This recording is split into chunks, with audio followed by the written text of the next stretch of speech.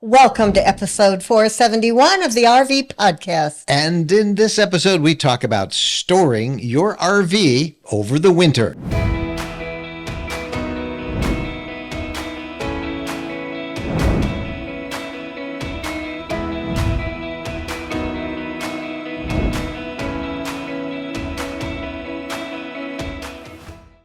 Hello, everybody. Welcome to the RV Podcast. I'm Mike Wendland, and this is my lifelong traveling companion and on the mend bride, Jennifer. Gimpy.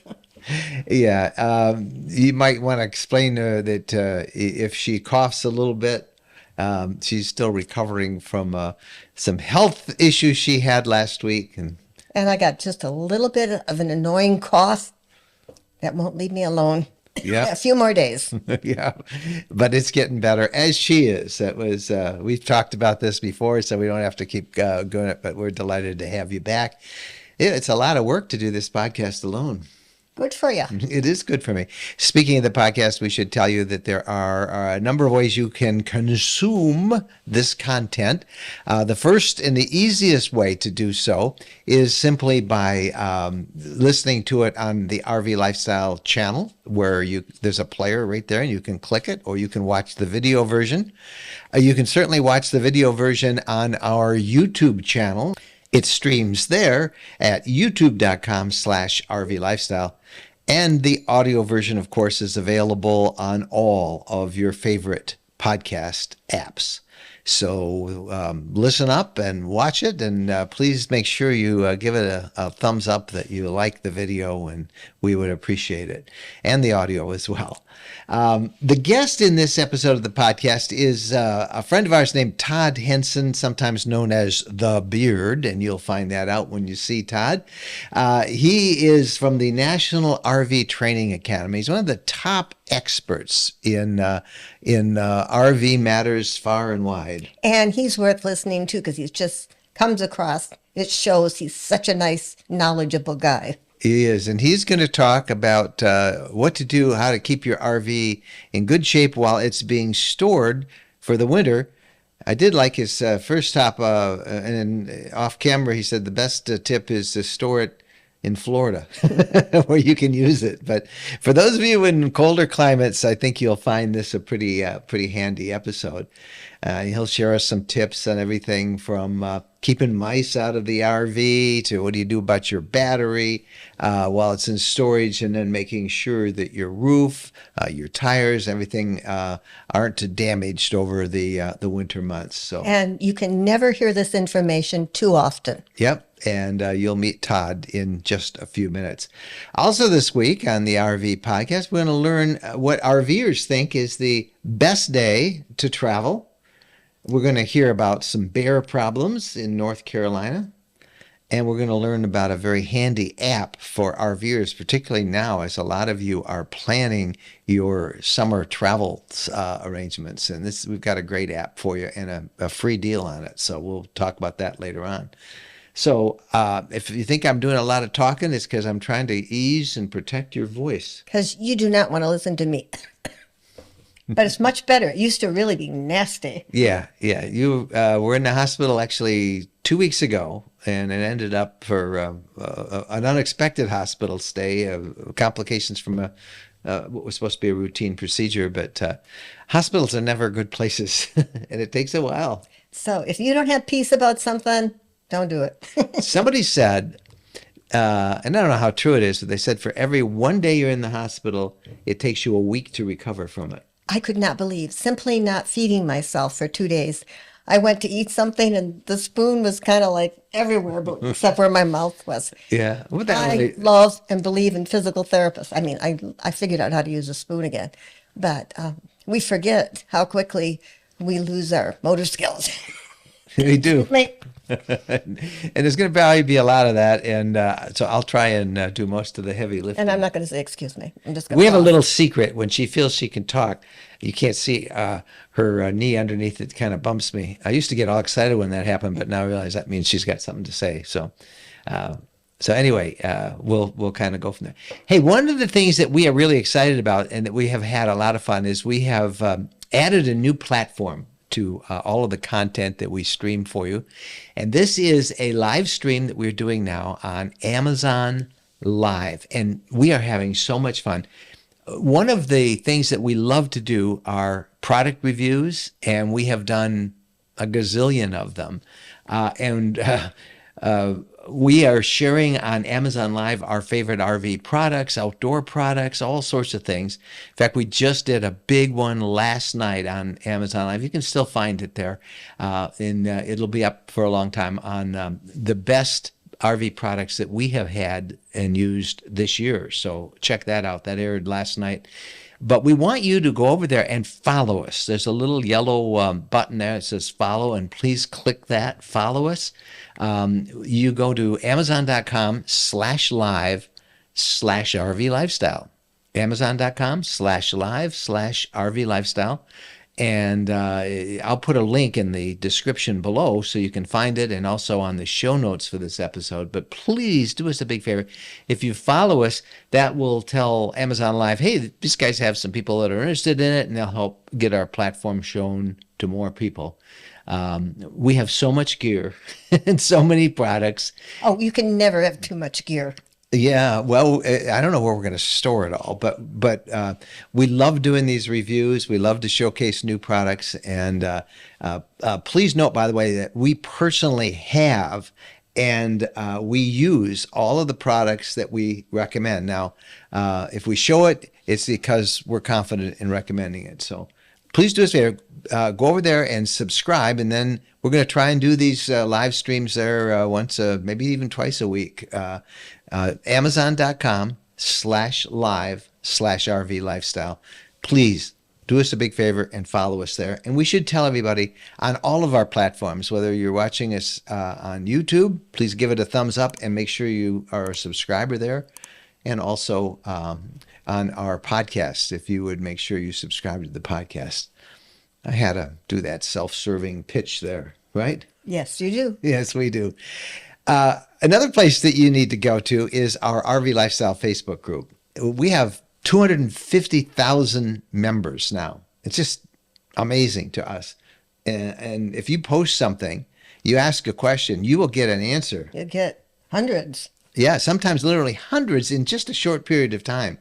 It's a great resource for RVers, whether you're planning a trip or have a question. And it's also fun to keep on top of what everybody's talking about. Wendy Boyer is our community manager for our team of Facebook moderators and volunteers. And every week here in the podcast, she helps file a report on what has been going on in the past week. So we call it the Social Media Buzz. Hi, everybody. Robert recently asked the group, what's the best day of the week to travel? Now, there were some jokers out there who had to say every day is a good day. I mean, we are an RV group, right? But there were some general themes I wanted to share with you. Many people said holidays are really good road days because there's less traffic out there.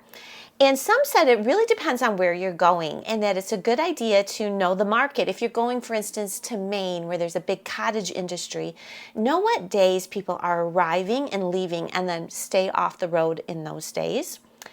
And then many said Sunday, by far, was the best day to be on the road. There's just less traffic, and that this is especially helpful in big cities. Next, I'd like to share a post from Linda.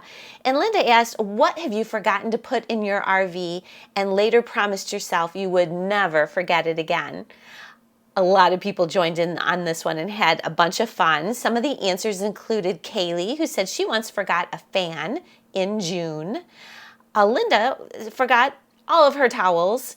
Cheryl forgot to pack her underwear. Vicky forgot a fly swatter. Karen forgot the dog food. Stephanie forgot a wine opener. And many, many, many people forgot a can opener. In fact, I think based on the answers to this question, if you don't have a can opener in your RV, you need to go put one in right now.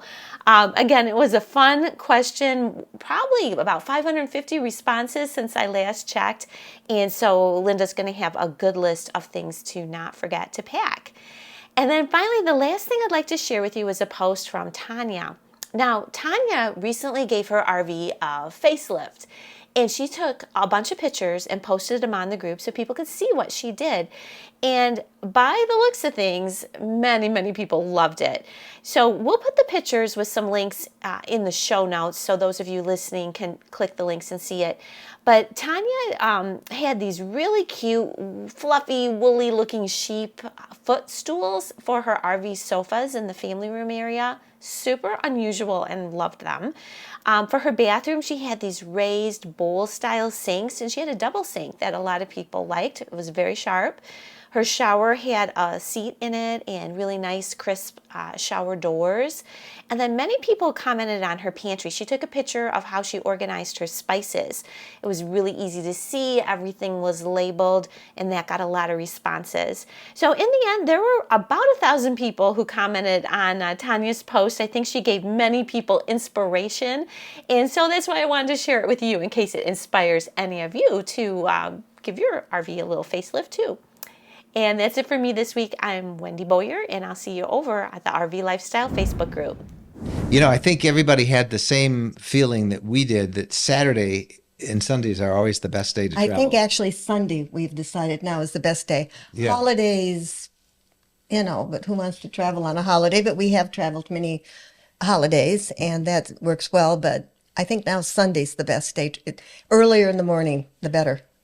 For a long time, we used to travel on Christmas Eve and travel from Michigan down to Georgia to visit our son and his family. And it was a pretty easy drive. There wasn't a lot of traffic. The thing was, there was no place to eat. We stopped at one fast food place. I think it was in Columbus, Georgia, one Christmas Eve. And their staff called in sick. There were only a few people in there, and it was a mess. And they were out of everything, including hamburgers, I think. I think they were out of the buns. I don't know.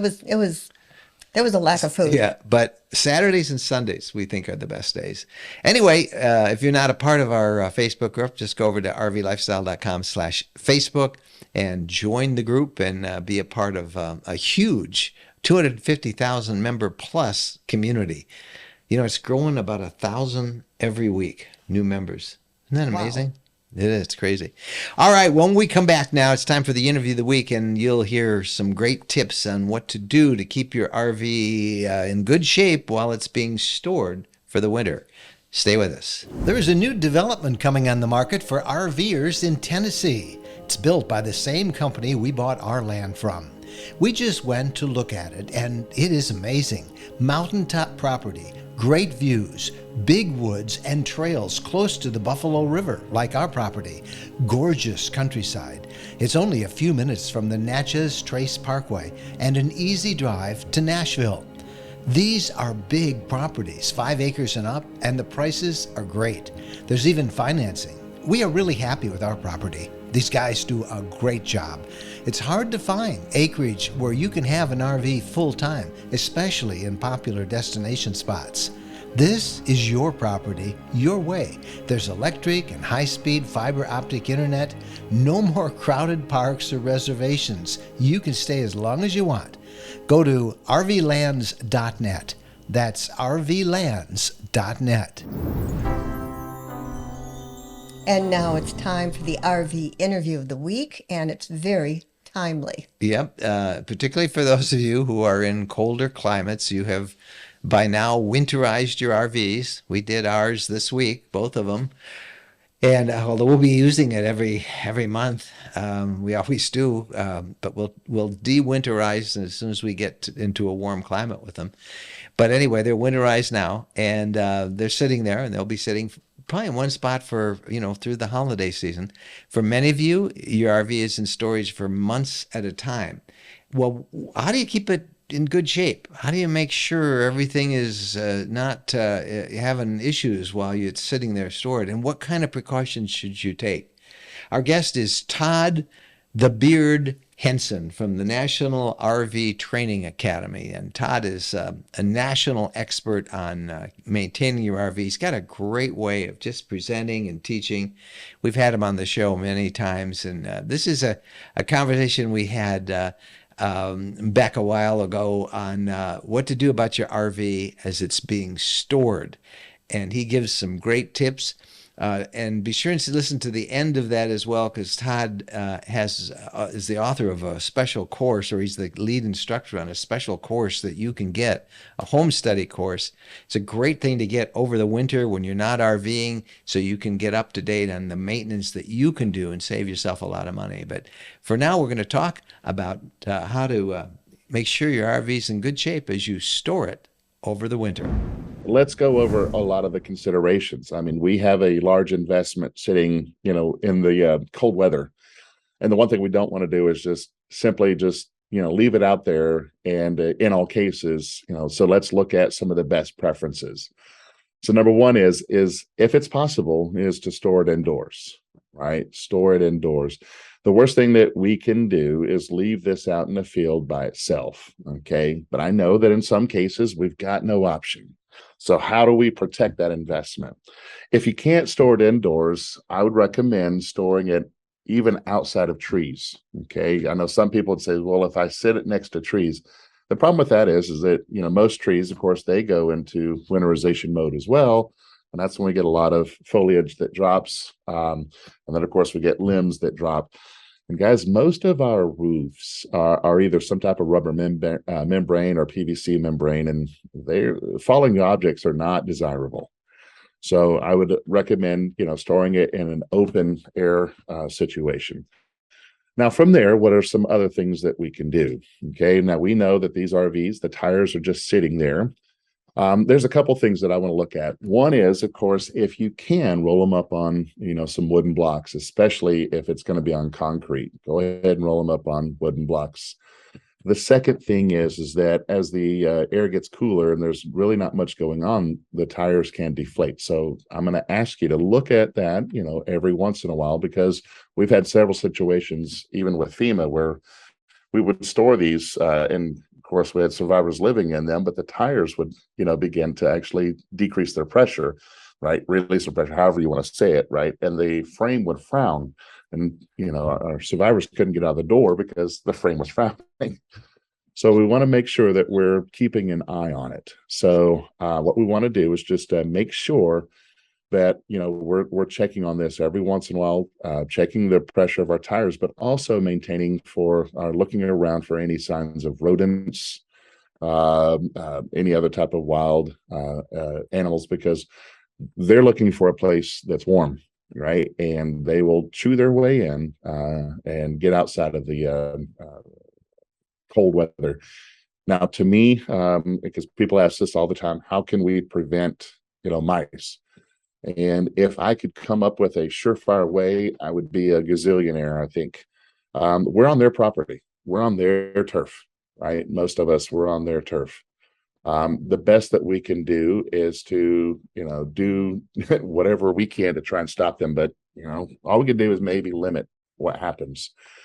I have heard of lights. I've heard of putting soap down. And while some, there is some, I guess good effects from that I've seen where it doesn't matter, right? So the best thing that we can do is keep our eyes on it and try and mitigate it as much as possible.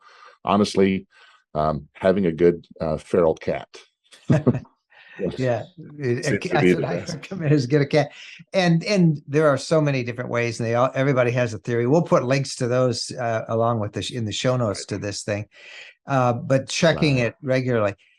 So we have it stored. A big question that I get all the time is, particularly those in really cold climates where they get a lot of snow, is should they put a cover over the RV? Right. Well, and to me, I'm gonna say, I would like for it to be covered simply because UV damage, right? If I have it covered, I don't get the UV damage that's going on top of that roof, because now I've got something at least blocking it or blocking much of it. But I also know that also causes, some potential problems. We can get rain up under there. We can get, not rain, I'm sorry, we can get air up under there if it's not set right. We get puddles because, of course, now we're putting a fabric up there. And sometimes when it rains, it'll puddle. And now I've got water puddling. Whereas if I didn't have a cover, there wouldn't be a puddle factor, right? So while there's some benefits to it, there's also a lot of considerations. And having that puddle of water sitting up there, it isn't terrible until it freezes, and now we've got a frozen block up there, and it's just going to rip.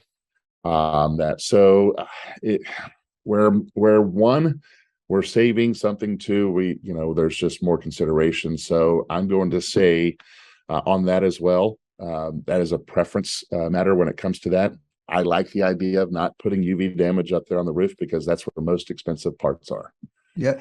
The other thing with covers that I hear all the time is people have had really bad experience. They buy a good cover is expensive. It's got to be water resistant, but it also has to be breathable. And they're just buying these blue tarps at the big box stores, and that is yeah. So I'm glad to hear you say that. I didn't imagine that whenever you asked the question. I've been saying that you don't need one, but that's good. Right. There's a big cover industry, and they get mad at me when I say that, but I'm glad to hear that.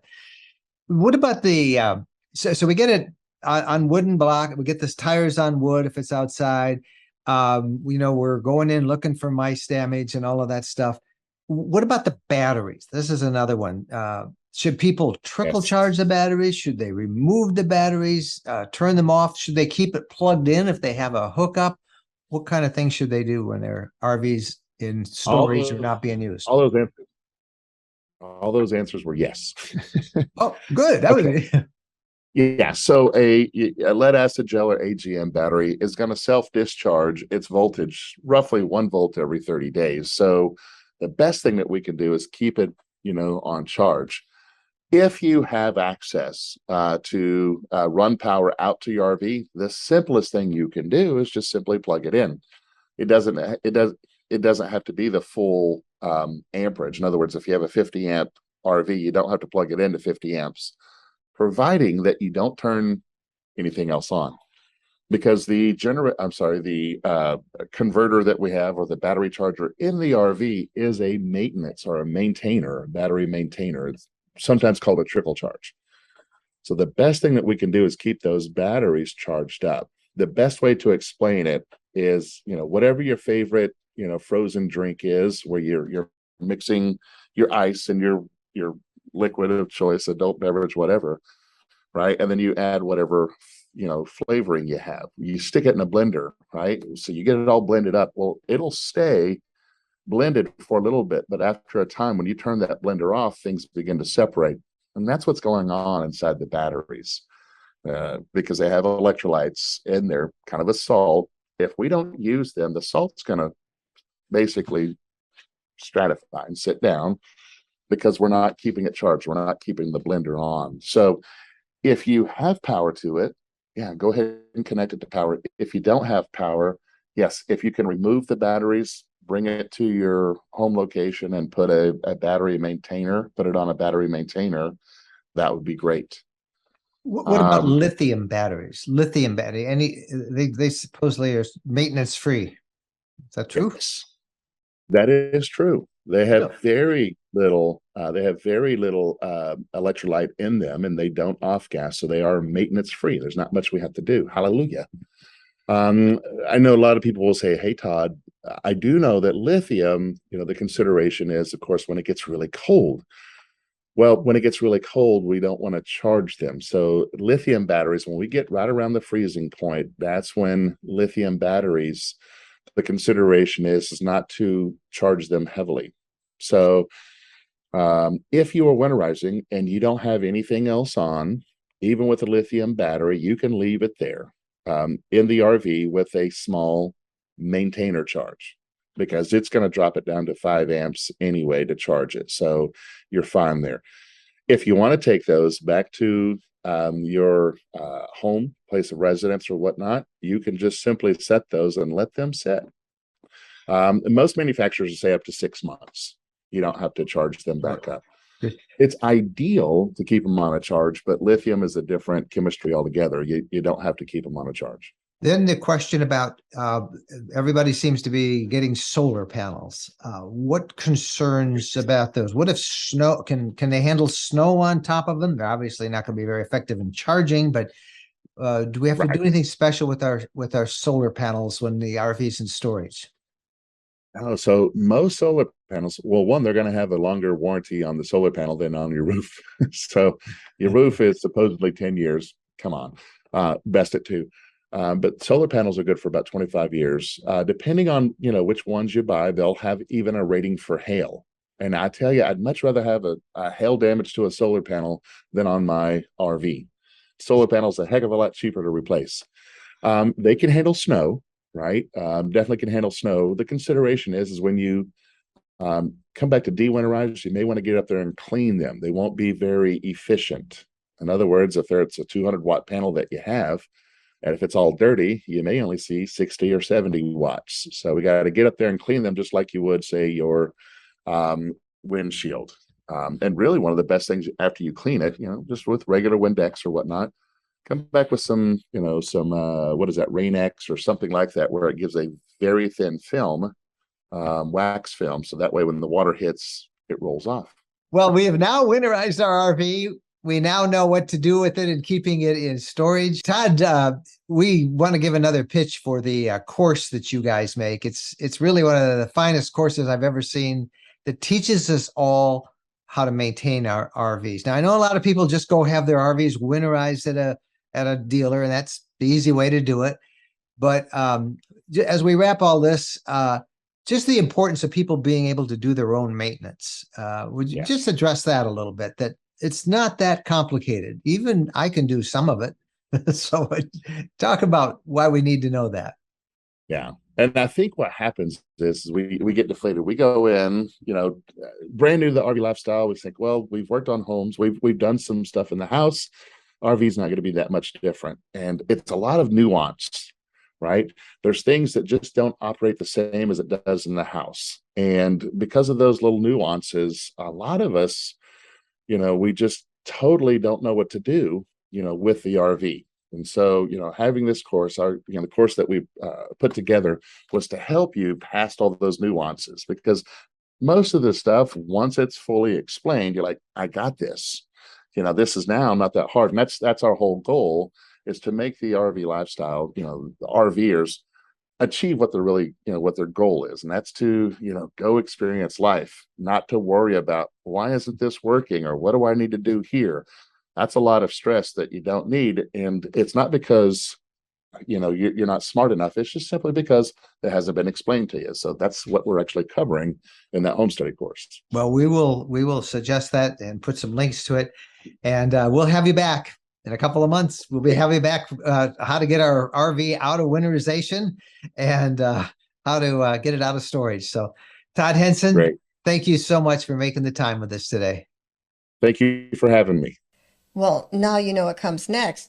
As springtime comes, we're going to have them come back and tell us what you do to get her ready to take off again. Yep. So thanks to Todd. And again, check out that course. We'll put a link in the description below.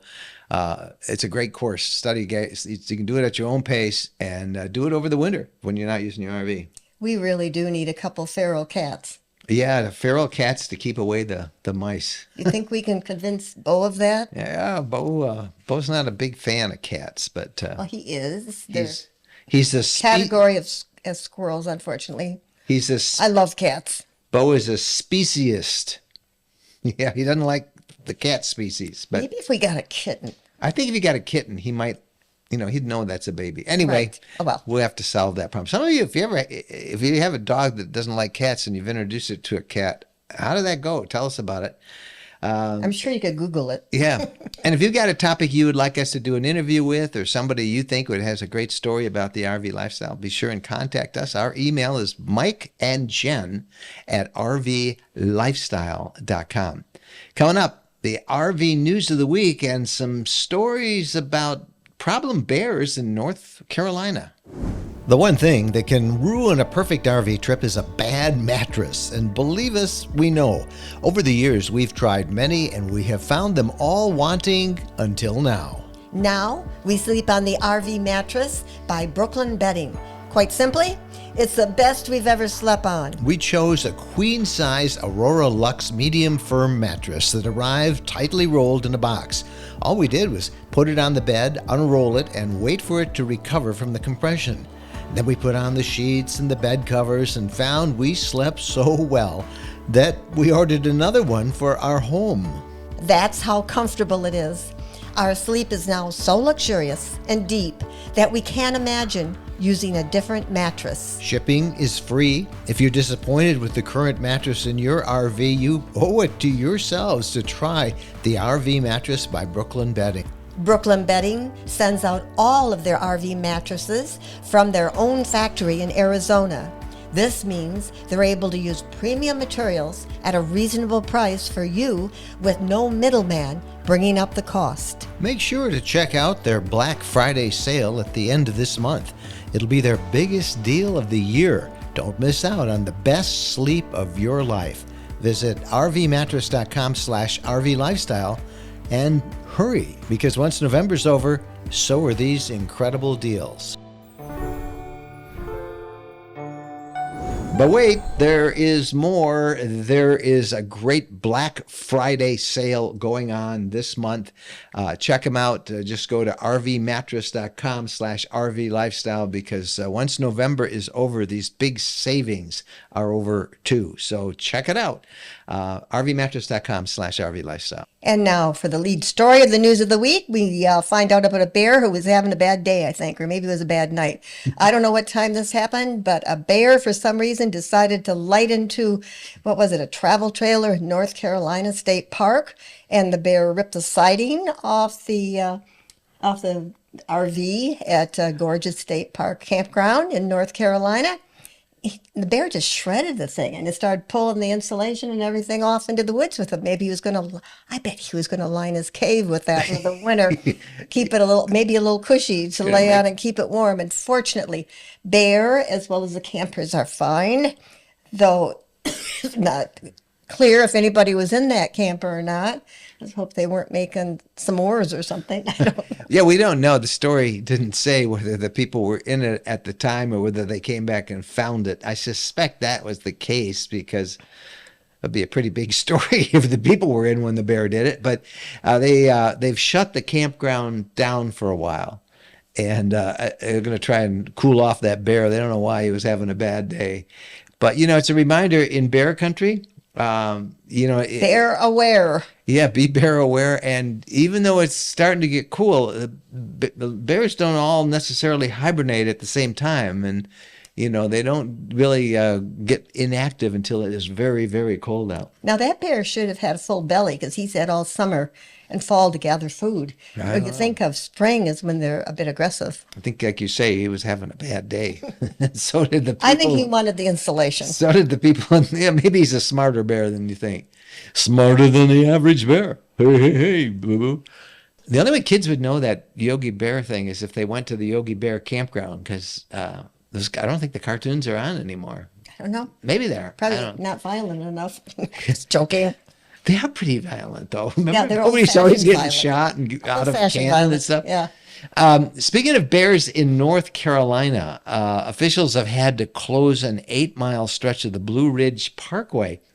They did this indefinitely because they had this issue with a very friendly young bear that wasn't afraid of people, and people were stopping and feeding this bear. Can you believe it? It's dangerous to the tourists and the bear, because bears that get acclimated to people become a public safety issue. And The bears normally have to get put down. typically they put them down. So they had multiple reports of people approaching this little baby bear near the Lane Pinnacle Overlook on the Blue Ridge Parkway, and they were picking it up and holding it and feeding it. Now, I don't know where the mama bear was. Maybe it's an orphan bear. I don't know. But they've now closed that stretch of road, and they hope that the young bear will kind of move on, and they won't have to take any further action.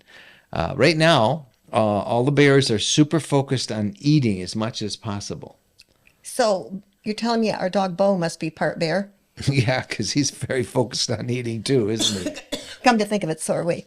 Our next story takes place in Death Valley National Park, where 2 tourists from Switzerland caused a car accident when they slammed on their brakes because they spotted a tarantula. A tarantula. Now, those tarantulas out there can get pretty big, the size of a dinner plate. Well, maybe not quite that big, but So they saw it and they slammed on the brakes. But unfortunately, there was a motorcyclist from Canada who was obviously riding a little bit too close to their bumper, and he slammed into him.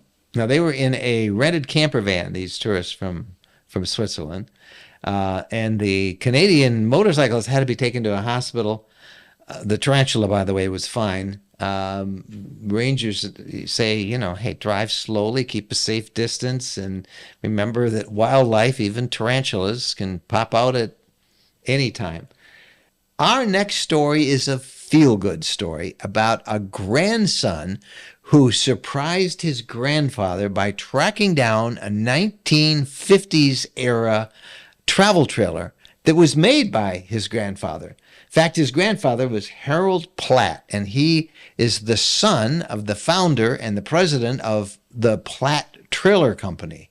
Now, that family business built travel trailers from the 1930s till about the 1960s, and then they switched and they became basically an RV dealer in Indiana. But the grandson had been searching for a Platt travel trailer, and he said for 15 to 20 years, with the goal of giving it to his grandfather. Well, he found one near Spokane, Washington. His grandfather was obviously thrilled to see it, and this was a 1951 28-foot Platt trailer home RV, and it's going to be completely restored, and it is going to be given to the RVMH Hall of Fame in Elkhart, Indiana, which is one of our favorite places. I mean, that is a very happy story. Yeah. Can you imagine that? So you can see, if you've never been to the RV Hall of Fame, we'll put a link in our show notes we've been there a couple times, done the podcast from there. We even did a gathering from there at one point, one of our gatherings. But it's one of our favorite places, and we will put a link to it. And if you can't get there, look at our video, and then you'll want to go. When we come back, we've got the app of the week and your questions of the week. Stay with us. Are you ready to embark on an unforgettable adventure in your RV? Our RV Lifestyle Travel Guide ebooks are your ultimate companions for exploring North America's most breathtaking destinations. They'll help you hit the road with confidence and make the most out of your RVing experience. We're Mike and Jennifer Wendland, and we are passionate explorers and the authors of an entire library of RV Travel Guide ebooks. We have meticulously put together detailed travel maps showing you the best routes, where to stay, what hidden gems to discover along the way. From the majestic Yellowstone National Park to the vibrant colors of Colorado, the awe-inspiring beauty of Utah, the enchanting deserts of Arizona, the tranquil Great Lakes region, the pristine wilderness of the Adirondacks. We've even done a captivating 3-part guide to RV travel and camping in Florida. No matter where your wanderlust takes you, we've got you covered. Our curated list of must-see attractions ensures that you won't miss out on any unforgettable experiences. You want to witness the eruption of Old Faithful? We've got you covered. Craving an epic road trip through breathtaking landscapes? We've got the perfect route for you. Dreaming of beachside camping under the stars?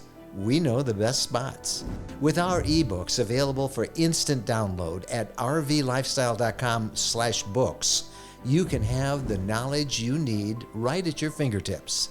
Head over to rvlifestyle.com/books and start exploring the wonders of North America today. Unforgettable adventures are waiting. When we're asked what's the most important modification we made to our RV, it's an easy answer.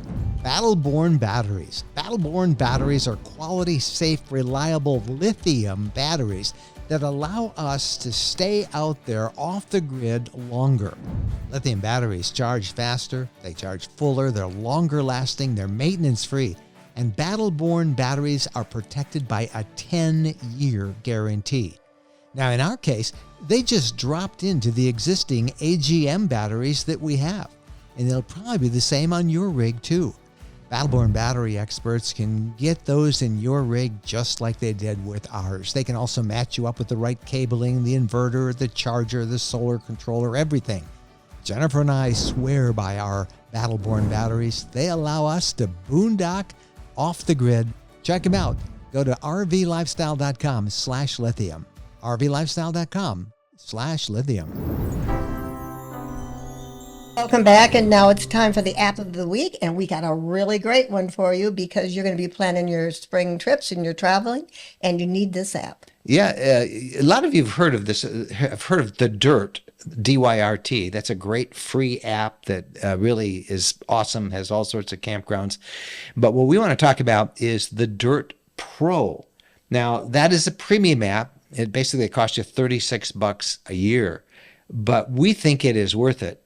Yet the reason we're talking about it now is because we can get it to you free for a month, which should be enough to plan a couple of your big trips. You get my drift? You can go pick it up, and I think you'll want to keep it and actually end up buying it but for a month you can use it for free. We have a special link that you got to do to get this thing, and you go to pro.thedyrt.com/RV Lifestyle. I'll put it in the description below, and you can find it there. But you need to try this app out because it offers all sorts of very powerful trip planning tools. It lists thousands and thousands of campgrounds. In fact, the last count I think is 50,000 plus, more all the time being added. I mean, that is a lot of campgrounds.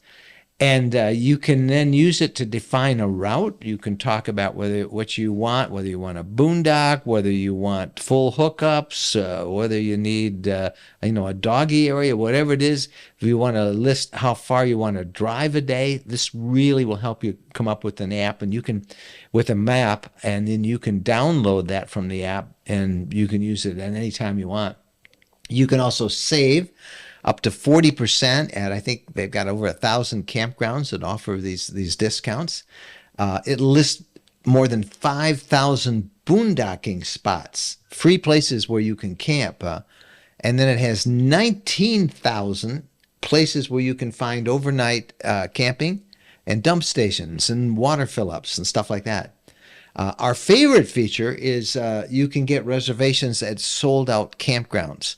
Now, again, you can try this thing for free. It's a premium app, $36, but try it out for free. Use our special link, pro.thedyrt.com/RV Lifestyle. And again, we'll put that link in the description below. So that's our app of the week. If you got an app you think we should check out, just send it to us, Mike and Jen at rvlifestyle.com. All right, the question of the week. Okay, the question of the week has to do with tire pressure. Yeah, and I'm not going to have you read it all because you'll cough.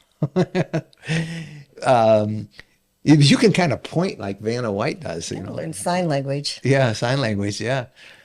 This comes from Peggy, and she says that they have a bumper pull travel trailer, and she notes that the pressure is 90 psi.